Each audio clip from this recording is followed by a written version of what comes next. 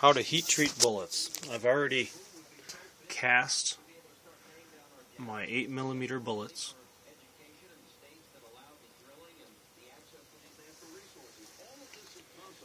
And now what I use is a toaster oven.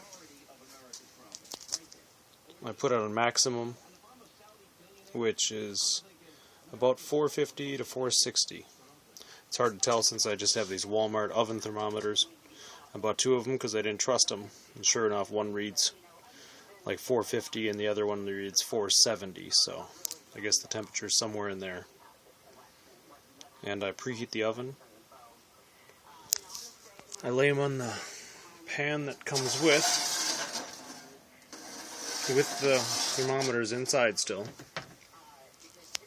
And then once it gets up to temperature, about 450, then I start counting the time that they're in there, which I leave them in for a half hour. I've placed the bullets on the tray. I've put the thermometers there.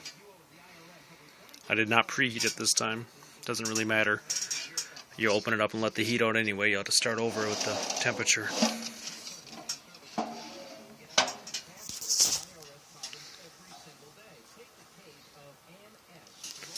And then I'll just plug it in, because I leave it set on maximum.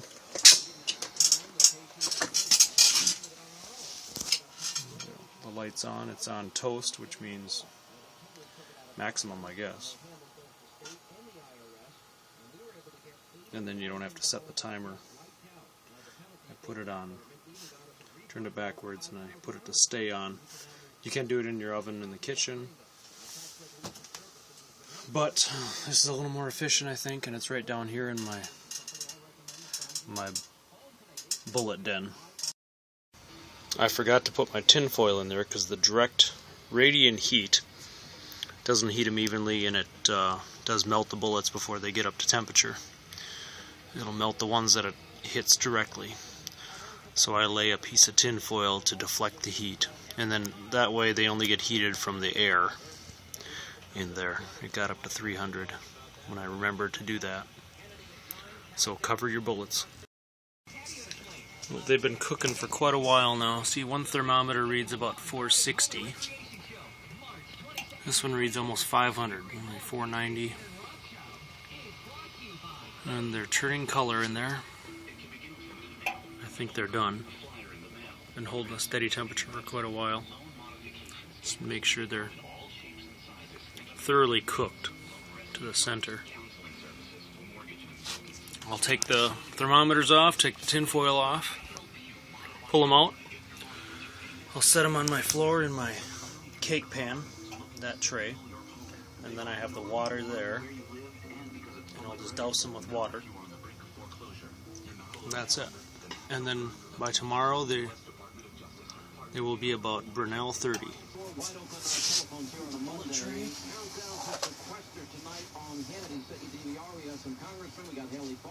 Careful, they're very soft. And then Secretary Propagandist Robert Gibbs admitting that he was instructed to lie to the American people. I thought this was the most transparent administration. Also tonight at 9, did you see those Hollywood actors and actresses last night?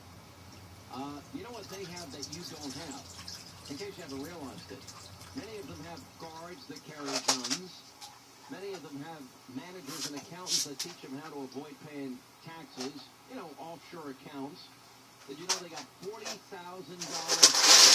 goodie bags last night? And almost all of them belong to the 1%, the special people. And most of them are liberal, on top of it all. Now we'll go test it for hardness, and then we'll take another test tomorrow. Now we can test the heat-treated bullets. They're 329s, and they're about 200 grains. I have an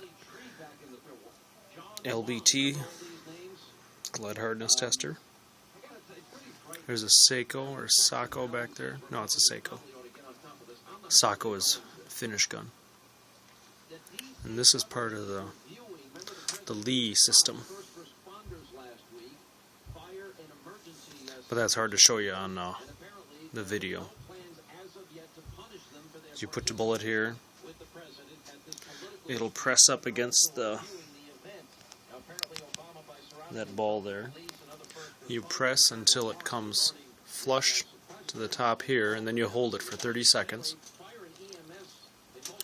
Then you pull out the little microscope.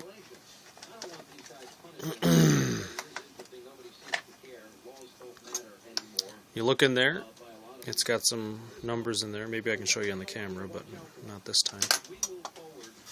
And then you read it'll probably be about 0.0414240, so it'll be about 30 Brinell.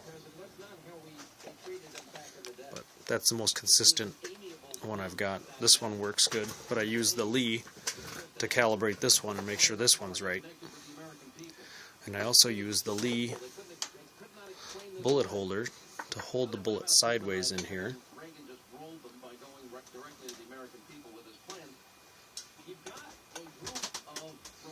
And then I get it oriented underneath this screw down.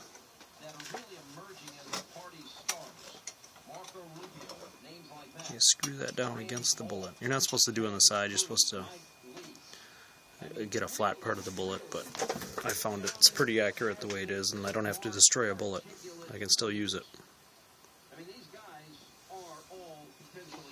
So I'll try to do this while I hold with one hand while I hold the camera.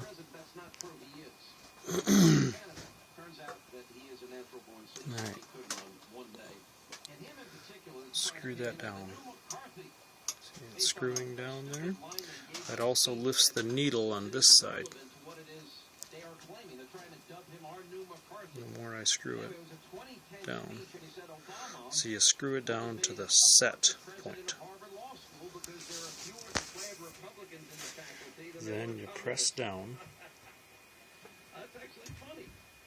until it hits there. You hold it for 3 seconds and let it up. And we get a number of 12 and a half, 13, something like that. Now what I do is loosen it a little bit, and then I move it just a little bit off of that. You do it about 3 times and you get a good accurate measurement. I'll look from both ways so I can get the bullet centered on that detent. Crank it up.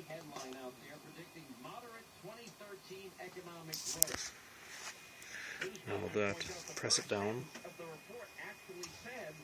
until that hits. Let it go. And now it reads 13 and a half, something like that. And I'll check it tomorrow. It'll be much harder. Right now I'll put the gas checks on,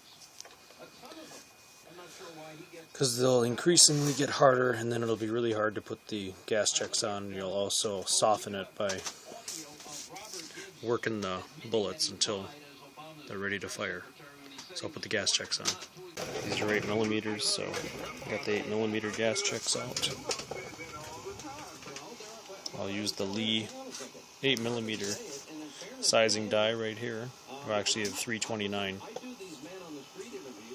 diameter. I got that in now.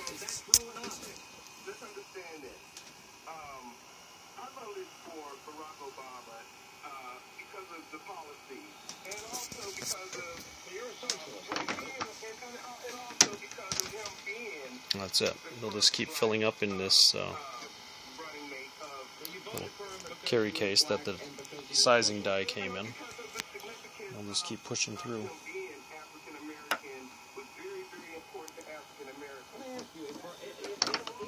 There's one.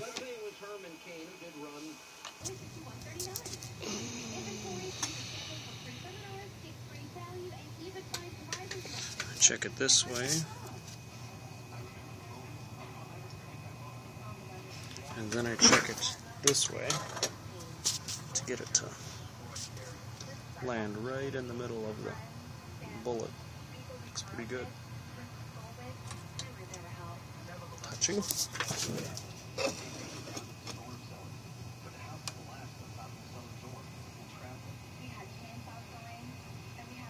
Okay, set.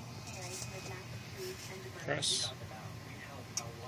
1, 2, 3.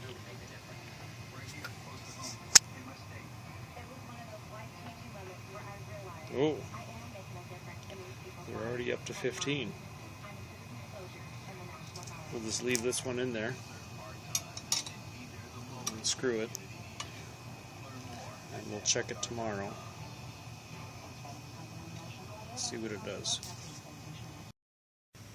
I've checked it about 2 hours after that same bullet, and it's gone up to almost 20. So 2 hours later, it went from 14, I think, to 19. Been 5 hours. Test this out.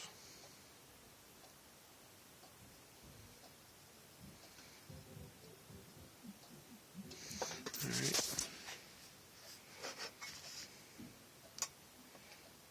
One, two, three. Whoa.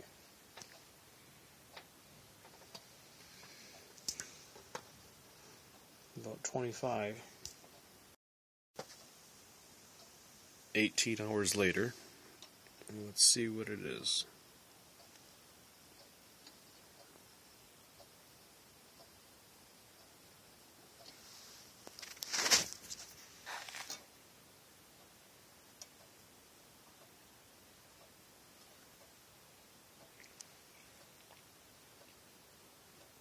Almost 30. So just as expected, you get about 30 out of it from just wheel weights.